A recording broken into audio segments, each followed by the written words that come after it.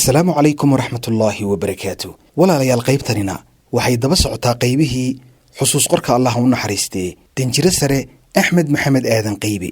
qaybtana wuxuu kaga hadlayaa arrimo xiiso leh oo fara badan kuwaasi oo ay kamid yihiin heshiiskii ay Soomaaliya iyo Ruushku galeen ee ku saabsanaa hubayntii iyo saanadii military ee Soomaaliya ka soo iibsatay wadankii midowga Sofiyeeti iyo geeridii Allah u naxariistay generaalkii taliyihii ciidamada Soomaaliya General Daawud danjire Axmed Maxamed Aadan Qaybi oo arintaas inooga waramaya wuxuu yiri sanadkii 1962 ra'iisul wasaare Cabdirashiid Cali Sharmaarke ayaa booqasho rasmi ah ku tagay dalka Mareykanka oo uu kula kulmay madaxweyne John F Kennedy. intii aanu anba bixin ayuu xamar kula kulmay hogaamiyaha Peace Corps Mr Sergeant Sheriven oo Dr Cabdirashiid u sheegay in madax banaanida ay dadka Soomaaliyeed jecel yihiin iyaga oo lagu magacaabo The Irishman of Africa. Mr Sheriven oo ahaa Irish American ah oo qabay gabadh ay walaalayihiin John F Kennedy wuxuu ku yiri waadiga Washington ku socda markaad la kulantid John F Kennedy sidaas u sheeg in Soomaalidu tahay The Irishman of Africa ama ninkii Irishka ahaa ee qaaradda Afrika. marka waxaad doontid waad ka heli doontaa. Dr Cabdirashiid wuxuu weydiistay madaxweyne John F Kennedy in uu Mareykanku qalab military ka iibiyaan Soomaaliya. jawaabtii uu Dr Cabdirashiid kala soo noqday John F Kennedy waxay ahayd in ay noo ogol yihiin 6,000 oo ciidan ah oo ku hubaysan hubka fudud oo kali ah oo suga nabadgelyada dalka gudihiisa balse aanay Mareykanku wax kale Soomaaliya ka caawinaynin marka laga hadlayo dhinaca militariga iyo hubka. Dr Cabdirashiid Cali Sharmaarke Allah u naxariistay waxa uu ahaa hogaamiyihii ugu horeeyay dawladaha dhexdhexaadka ah ee dalka Mareykanka booqasho rasmi ah ku tagay kadib qalalaasihii Cuba iyo dagaalkii dhexmaray Shiinaha iyo Hindiya. bishii March sanadkii 1963 waxa Moscow booqasho ku yimid wafdi 10 mudane ka koobnaa oo ka socday baarlamaanka Soomaaliya ee waqtigaasi. wafdigaasi waxa hogaaminayay gudoomiye Jaamac Cabdillaahi Qaalib oo loo yaqaanay Inadiir Qaraadh waxaana mudanayaasha la socday kamid ahaa mudane Cabdulle Xaaji Faarax. ra'iisul wasaare Cabdirashiid Cali Sharmaarke ayaa gudoomiye Jaamac iyo mudane Cabdulle Xaaji Faarax fariin sir ah soo faray taas oo ahayd in aan dawladda Soofiyeedka u gudbiyo codsi ah in ay qalab military naga iibiyaan. fariintaas waxaan gaarsiiyay buu Axmed Maxamed Aadan Qaybi wasaaradda arrimaha dibadda ee midowga Soofiyeeti maadaama uu Qaybi waqtiga ahaa safiirkii Soomaaliya u fadhiyay Moscow caasimadii midowga Soofiyeeti. diyaarad ayaana lagu qaaday buu Qaybi si aanu ula kulanno Khrushchev oo waqtigaasi ku nasanayay beer u dhow badda midow ama Black Sea. gudoomiye Jaamac Cabdillaahi iyo aniga oo kaliya ayaa la shirnay Khrushchev oo ahaa xogayihii guud ee midowga Soofiyeeti maadaama arrinku sir culus ahaa. fariintii markii aanu u sheegnay inta uu labada gacmood madaxa ku qabtay ayuu foorarsaday. daqiiqado yar kadib ayuu na weydiiyey in ay madaxda Soomaaliya arrinkan isku raacsan yihiin. waxaan ugu jawaabnay waa ay isku raacsan yihiin. wuxuu nagu yiri u sheegay ra'iisul wasaare Dr Cabdirashiid Cali Sharmaarke in aan codsigiisii ka ogolaaday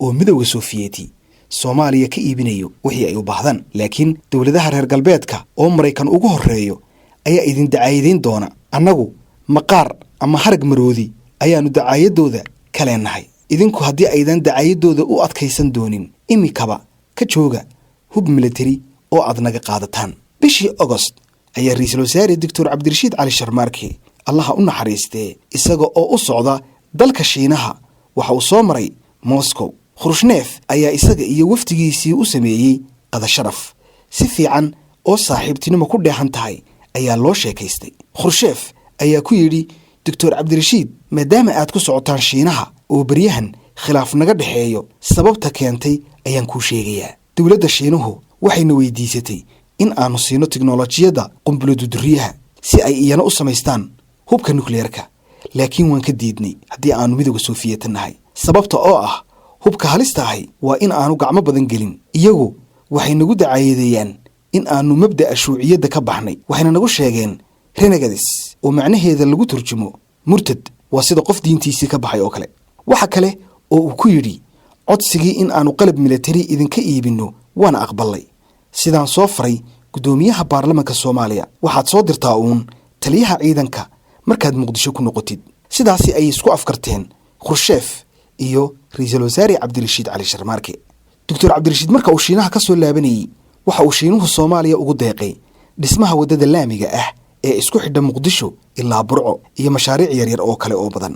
bishii Oktoobar 1963 ayaa taliyihii ciidanka xoogga dalka Soomaaliyeed Generaal Daa'uud Cabdulle Xirsi isaga iyo saraakiil la socota oo 5 gaashaanle ka kooban ayaa Mooska iigu yimid ayuu yidhi Danjire Axmed Maxamed Aadan Qaybe. saraakiishaasi waxa ay kala ahaayeen: 1 Maxamed Faarax Caydiid oo qaabilsanaa howlgallada operationska ayuu qaabilsanaa ciidamada, waxaanu ahaa Cabo Grubo. 2 Cali Mataan Xaashi oo ciidanka cirka ka socday. 3 Maxamuud Maxamed Baarqab oo madaafiicda ka socday. 4 Axmed Ismaaciil Boqor oo taangiyada ka socday. 5 Cabdilqaadir Dheel oo isgaarsiinta ama signalska waxa loo yaqaano ka socday ee dhinaca ciidamada. wasaaradda difaaca ee Sofiyeedku waxay u qaybiyeen guddi saraakiil ah oo kala xaajoota qalabka military ee ay dawladda Sofiyeedku ku ballan qaaday in ay naga iibiso, ayuu yidhi Danjire Axmed Maxamed Aadan Qaybe. isagoo arrintaasi noo sii faahfaahinaya waxa uu yidhi: si fiican ayaa loo heshiiyey. Soomaaliya iyo Sofiyeedku si fiican ay isku afkarteen oo qalab baastoolado ka bilaabma ilaa diyaaradaha dagaalka ee MiG-17 oo ay ku jiraan taangiyada T-34 iyo madaafiicda 105 ayaa la isla ogolaaday. waxa ay naga codsadeen in qoriga Kalashnikova oo markaa cusbaa aanu weydiisanno Khrushchev, waanu naga ogolaaday. waxay noo sheegeen in Soomaaliya ay noqonayso dalkii Afrika ugu horreeyay ee qorigaasi Kalashnikovka laga iibiyo. galabtii la kala saxiixanayay heshiiskii hubka military ku saabsanaa waxaa noo yimid Marshal Briofiski oo ahaa ku-xigeenka wasiirka difaaca Sofiyeedka oo beri dambe ku dhiman doona shil diyaaradeed oo ka dhacay magaalada Belgrade ee caasimadda Yugoslavia. wuxuu nagu yidhi: hubkan idinkama iibinayo, kama duwana bermeel tuulan oo kale haddii aan lagu tababarin ciidankiina. annaguna waxaanu diyaar u nahay ayaanu ku nidhi in aad noogu tababartaan, maadaama uu noo ballan qaaday in ay tababarkana noo raacin doonaan oo ay diyaar u yihiin. ciidamada tababarkooda loo baahan yahay ay diyaariyeen. Generaal Daa'uud wuxuu taar u diray abaanduulihii ciidanka Soomaaliya oo ahaa wakhtigaasi Maxamed Siyaad Barre oo uu ku yidhi: gegida diyaaradaha ee Muqdisho ku diyaari 60 ciidan ah oo noocyada hubka aynu gadanay lagu tababaro si ay u soo qaado oo Moosko u keento. intii uu Generaal Daa'uud Mooska nala joogay, madaxweyne Aadan Cabdulle Cusmaan wuxuu ku tegay booqasho rasmi ah dalka Jarmalka Galbeed. wuxuu weydiistay in ay hub military ka iibiyaan Soomaaliya. wuxuu kala soo noqday intii John F. Kennedy ogolaaday oo kale iyo in ay iyaguna ogolaadeen in la mid ah intaasi Maraykanka. intii Aadan Cabdulle Cusmaan madaxweynihii Soomaaliya ee wakhtigaasi ku maqnaa Jarmalka Galbeed ayaa qalabkii Ruushka laga iibsanayay laga soo saxeexay gudoomiyihii baarlamaanka Soomaaliya ee Inadiir Qadhaadh. madaxweyne Aadan Cabdulle Cusmaan aad ayuu uga xumaaday in aan isaga lala sugin heshiiskaasi. waxa la ii soo diray buu yidhi Qaybe Power Authority oo uu madaxweyne Aadan Cabdulle Cusmaan saxeexay oo aan aniguna u gudbiyey wasaaraddii gaashaandhigga ee midowga Sofiyeeti.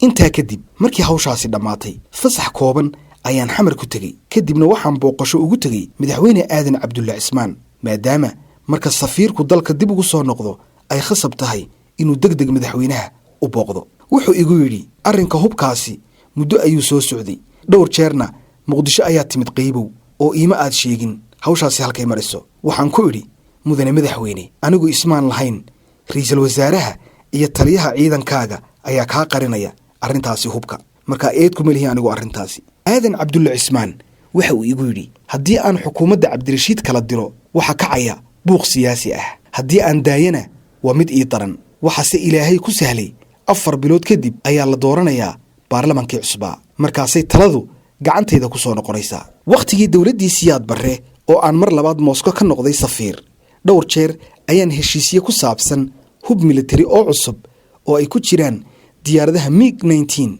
MiG-23 iyo taangiyada 55 la galay midowgii Sofiyeeti anigoo matalaya dawladdii Soomaaliyeed. sanadkii 1964 dabayaaqadiisii ayaa Generaal Daa'uud oo buka aadna u xanuunsanaya la keenay magaalada Moosko ee caasimadda Sofiyeedka. waxaa la dhigay cusbitaalka guud ee ciidamada Sofiyeedka oo ku yaalay meel kiiloomitir keli ah u jirta safaaradda Soomaaliya. galab walba waxaan cusbitaalka ugu tagi jirnay Generaal Daa'uud, aniga iyo Maxamed Ismaaciil Buraale oo ahaa la taliyaha safaaradda.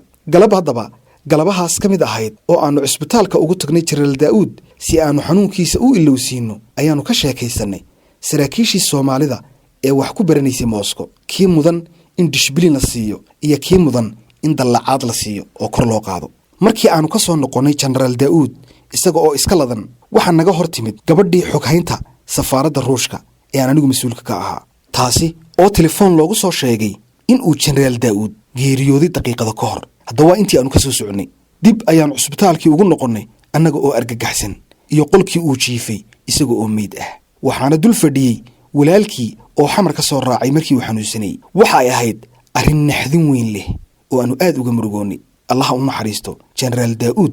si heer sare ah ayaa meydkiisii loo sagootiyey. waxaa loo dhigay xaflad baroordiiq ah oo ay ka qayb galeen wasiirkii difaaca sofiyeetka marshal kreshko iyo taliyayaashii ciidamada dhulka, badda iyo cirka, iyo weliba abbaanduulihii guud ee ciidamada midooda sofiyeeti. meydkiisii markii xamar loo sii qaadayey waxaa sii raacay jenaraal sare oo sofiyeetka ka tirsan. aniguna waxaan ku daray kabagrubo oo ahaa gaashaanle maxamed faarax ciidiid. soomaaliya waxaa kale oo ay ku guulaysatay in ay dhisto ciidan boolis ah oo tayo leh. ciidankaas waxaa taliye ka ahaa sarreeye gaas maxamed abshir muuse. dhismaha ciidankaas waxaa si weyn uga qayb qaatay dowladda jarmalka oo hub khafiif ah, waa waxa loo yaqaano light arms, iyo tababar siisay, islamarkaana taliska booliska u dhistay daar weyn oo 2 dabaq ah. gurigii taliyaha ciidanka booliska, dugsigii booliska iyo dhismayaal kale. waxaa kale oo wehelinayay gawaadhi loo diyaariyey ciidanka booliska.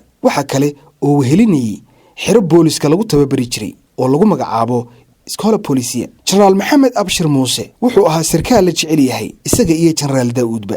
abshir iyo anigu waxaannu ahayn walaalo ilaahay oo i taageeri jiray markii aan safiirka ahaa. mar kasta oo aan muqdisho shaqo ugu soo laabto gurigiisa ayaan ku booqan jiray oo aan weliba ku degi jiray. nasiib darro wuxuu ka mid ahaa madaxdii la xidhay markii ay kooxdii maxamed siyaad barre afgembiga ku qabsadeen taladii waddanka soomaaliya 21 bishii tobnaad 1969. sarreeye gaas maxamed abshir muuse isaga oo aan xilligaas shaqo hayn ayaa lagu xidhay gurigiisa. isaga iyo madaxdii kale sannadihii hore ee aynu xorriyadda qaadannay iyo kuwa noolba waxaan u dirayaa salaan walaaltinimo, anigoo oo u rajaynaya caafimaad iyo cibaadada ilaahay.